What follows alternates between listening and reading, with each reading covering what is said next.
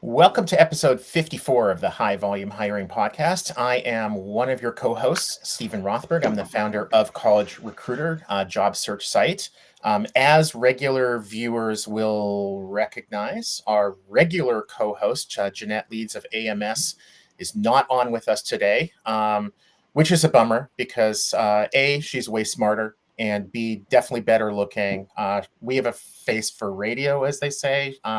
She has a face for live stream podcasts. But one of Jeanette's coworkers at AMS, Steve Tiufekchiev, who I've known and really had a tremendous amount of respect for 15 years now, I think is something like that, is when we first crossed paths. At least.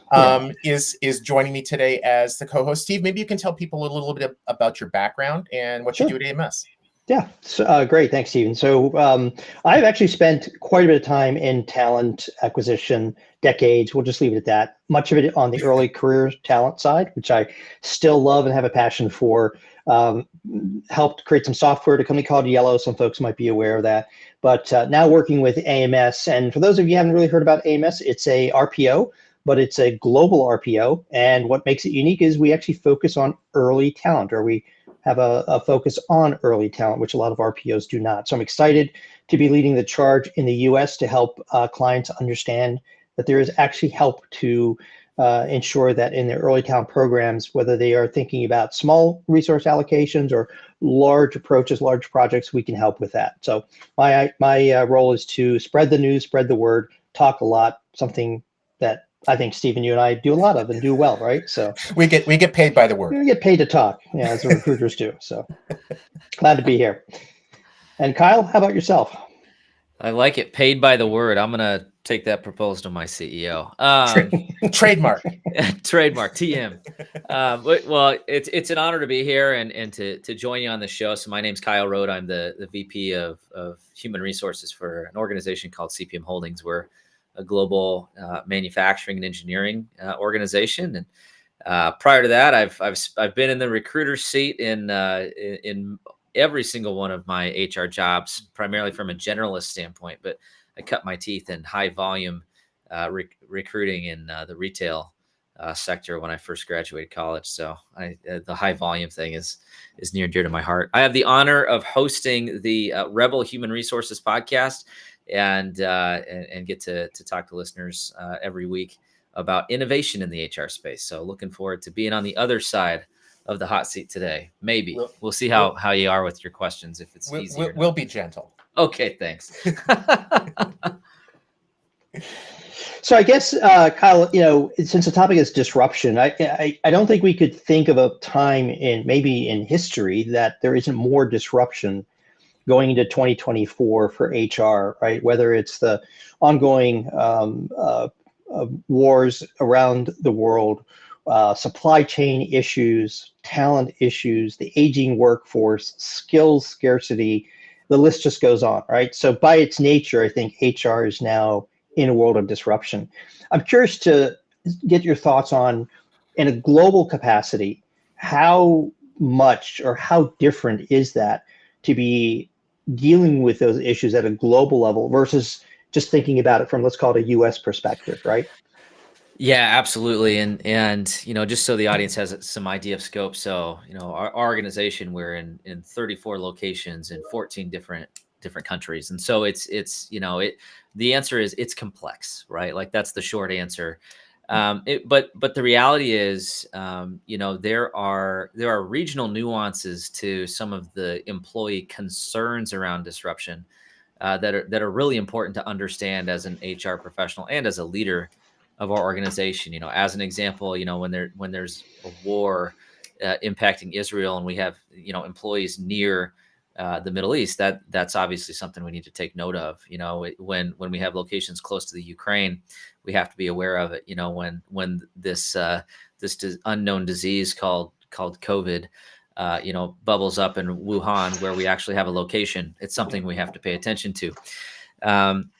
But I would say more broadly, it's also, while there's complexity, there's also similarity.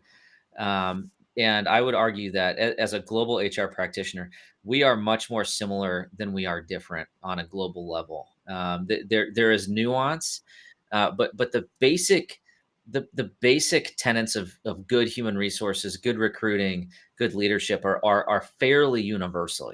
People want to be heard. People want to feel like they're contributing at work. People want to like the people they work with and work for. People are looking to take care of themselves and their families, and live a prosperous and fulfilling life. And as long as I've been doing the global thing, uh, is if you keep the human element in mind, in general, you're almost never going to go wrong. So there are some differences and some things to be aware of, but the reality is this disruption exists everywhere, and the tactics might just be slightly different, but keeping that human element in mind is the key to being successful in my mind. I loved how you talked about how the similarities are greater than the dissimilarities. And maybe you can share an example or two from different markets, nothing private or anything like that, but just like, in, China, Ukraine, whatever, you ran across this and you were surprised at how similar that was to what we see in the US. And then also something that maybe was surprising to you, that it's like, wow, that's really different. And I wasn't expecting that to be so different. Absolutely, yeah. So I think well, I'll just use the countries that you mentioned. So Sure. very very fortunate to have the opportunity to travel in my job, and was recently in Southeast Asia visiting some of our locations, and had an opportunity to go out to dinner with one of our teams in China, and they invited family members to the dinner, and it just at the event, and as I was interacting with people and talking about their jobs and their goals and their motivations and their desires, it struck me that this is the exact same type of a thing that I would do in Waterloo, Iowa, or Crawfordsville, Indiana, or Traverse City, Michigan, with our team and their families, and the interactions were almost identical. It Mm. was kids that were having fun playing with each other, just like my kids would be playing with anybody else. It was people, talking about their goals and their dreams, and what they love about the organization and what they wish could be, maybe be improved. And again, it's like this, like the commonalities there were, different cultures, but essentially is exactly the same motivations, and just kind of interesting. Side note, if you're ever singing karaoke in China, they love John Denver. So it's just like a fun little random little fun fact, and there might be video somewhere, but you have to be in the circle of trust in order to see it. In the same context where I've If it observed. was me singing, I would definitely be suggesting that you listen to me sing before you eat, not after. Yeah, But yeah. It was a good time. In the same breath, I also think that there's some distinct differences in the attitude and approach towards work culturally, depending upon the region you're in. So as an example, I'll use an example of the EU. yeah. We have some locations in the EU.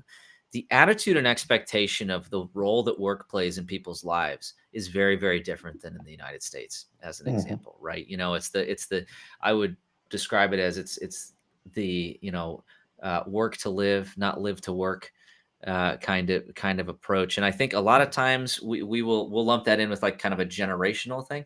The reality is I think it's much more of a cultural thing related to the level of prominence and importance that somebody puts upon the work that they do and the prestige that gives them in the society that they are a part of, as opposed to a generational thing. So just kind of an interesting societal observation. And to bring this back to how I think about this from an HR and a recruiting standpoint, these types of motivations and these types of societal norms have to be taken into account when I think about how do I engage, how do I recruit, how do I retain, how do I lead? Because when somebody's motivations and tendencies are different because of their individual priorities, you can't lead them all the same. right? So while we are all very similar, that doesn't mean that it's like a peanut butter approach and you just treat everybody the same. It's, it's more, there's more nuance to it than that. Cool. I think Steve, that's an we have excellent. time for one more quick question if you have. Well, I was just going to say, I think it's a great point. And working for a global company, I think the U.S. could learn some things from our partners around the world where they do have a different approach. For example, diversity. The UK, which I interact with individuals all the time, much broader definition of diversity, much more inclusive of different kinds of approaches. And I think we could learn some things from that. Shifting slightly, Kyle, Steve and I have talked a lot about this, the workforce issues around scarcity of talent, skills, talent, aging workforce. In the early career space where I sit, we know there's a demographic shift coming in a few short years that will mean fewer people entering the workforce. Is HR like paying attention to that? And if so, how big is that issue? My opinion is I think some folks are not recognizing some of these systemic changes that are about to occur. But what's your opinion on that? There's a reason that my podcast is called Rebel Human Resources, because I think we need to wake up in human resources to some of these things. Like, the strategy right now is, ostrich, right? We'll stick our head in the sand. We'll just keep doing it the same way that we've always done it. And let's hope that it like magically fixes itself. But the reality is that the future, this concern of like, there's not enough technical talent, there's not enough just pure people to fill the roles that are open. It's already here. And all you have to look at is the wage inflation issue. It's just a supply and demand issue. Wages are continuing to creep up. They will continue to creep up in these specific sectors where there's a gap of talent availability, purely because there's a gap of talent availability. So until we figure out how to address the supply and demand issue, this is just a logical outcome of an economic principle, the scarcity of talent, right? So my argument and my call to action for HR professionals that are dealing with this issue is take some accountability and ownership of developing these individuals either into the role or developing job structures and organizational structures that allow you to not have to need that role anymore. So, I think it's a little bit of a hybrid approach where we've got to be open-minded, and I think HR needs to be the most open-minded to, can we automate? Can we AI? Can we roboticize? Whatever word you want to use. I don't know what the word is there. Like, is there an opportunity to reduce the requirement of labor? And in the areas where that's not an opportunity, how do we upskill, train, and fix the supply gap, the talent gap? And that's in my mind, we've completely underinvested in learning and development resources to help us do that. It's always an afterthought, not a forethought. And so that's where, I think that long answer, but basically the answer is no.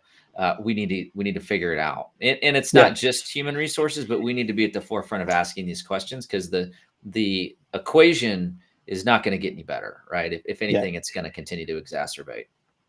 Totally agree. Thank you. Awesome. Well, Steve, it has, as always, been a pleasure. Kyle, thanks for inviting me. Great talking to you, and definitely people should listen to your podcast, the Rebel Human Resource Podcast. Awesome stuff. Absolutely. Cheers, gentlemen. Welcome to 2024. Cheers. Great. Take me home, country road. All right. Got to find that YouTube.